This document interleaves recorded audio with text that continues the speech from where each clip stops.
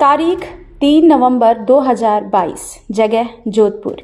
यही वो दिन था जब जोधपुर के लोहावट में शंकर लाल नाम के व्यक्ति ने अपने ही घर में खून की नदियां बहा दी। इस व्यक्ति को ऐसी सनक चढ़ी कि इसने अपने पूरे परिवार को खत्म कर दिया। इसके बाद इसने खुद को भी खत्म कर लिया। आपकी स्क्रीन पर नजर आ रहा यह व्यक्ति वही है।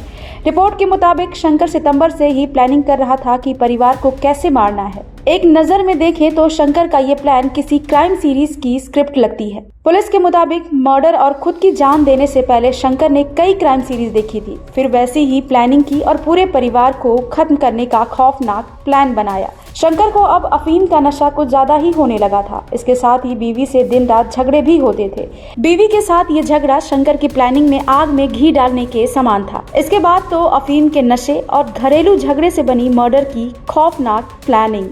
आपको बता दें कि इस कहानी में एक और तारीख है जो बेहद ही हैरान करने वाली है। वो तारीख है 14 सितंबर। इस तारीख से शंकर ने क्राइम पेट्रोल और सावधान इंडिया की क्राइम सीरीज देखना शुरू किया था। शंकर ने ठान ली थी कि उसे अपने पूरे परिवार को ठिकाने लगाना है। वो डर भी रहा था कि हत्या के बाद क्या होगा। उसने गूगल पर सर्च करना शुरू किया कि परिवार को मारने पर क्या उन्हें स्वर्ग मिलेगा। पुलिस को शंकर के मोबाइल से कई ऐसी सर्च हिस्ट्री मिली है जिसे देख खुद जांच अधिकारी भी हैरान हैं। आइए अब आपको बताते हैं कि ये पूरा मामला आखिर है क्या। तो हम आपको बता दें कि पूरी घटना लोहावट के पिलवा गांव की है। यहाँ पर शंकर लाल, जो कि 38 साल का है, पेशे से किसान है। उसने गुरुवार यानी कि 3 नवंबर को पहले अपने पिता, उसके बाद परिवार के एक सदस्यों को मौत के घाट उतार दिया।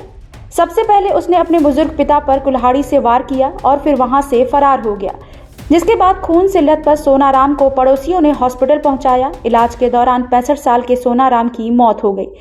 थोड़ी देर बाद शंकर फिर अपने घर पहुंचा, जहां पर उसने परिजनों के खाने में नींद की गोलियां मिला दी थी। इसके बाद शंकर ने अपनी 55 साल की मां चंपा को घर में बने पानी की टंकी में फेंक दिया। उसके बाद मां के बगल में सो रहे 14 साल के बेटे लक्ष्मण को भी उसने पानी की टंकी में फेंका।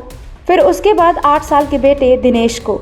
सबको मारने के बाद शंकर खुद भी पानी की टंकी में कूदकर अपनी जान दे दी। आनन फानन में रिश्तेदारों ने पुलिस को इस मामले की जानकारी दी।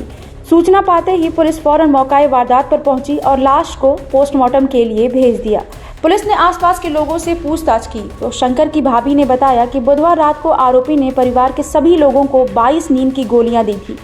शंकर ने परिवार को बोला कि सभी खेत में दिन भर काम करते हैं, इसलिए थक जाते हैं। ये गोलियां खाने से अच्छी नींद आएगी।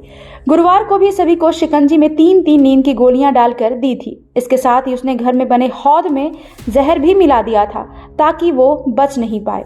इस मामले को लेकर पुलिस का कहना है कि शंकर ने पूरी प्लानिंग के साथ अपने परिवार वालों की हत्या की है। इसके लिए बाकायदा उसने गूगल से कई जानकारी जुटाई कि कैसे और कब तक नींद की गोली असरदार रहेगी। इसके साथ ही आरोपी शंकर ने 14 सितंबर से ही फेसबुक के साथ इंटरनेट और अन्य प्लेटफॉर्म पर क्राइम सीरीज देखना शुरू कर दिया। शुरुआती दिनों में क्राइम पेट्रोल की 3 से 4 सीरीज देखे। इसके बाद उसने प्लान बनाना शुरू किया।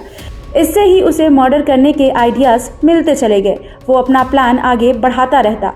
परिवार को नींद की गोली देकर मारना और फिर जहर देना भी इसी प्लान का हिस्सा था।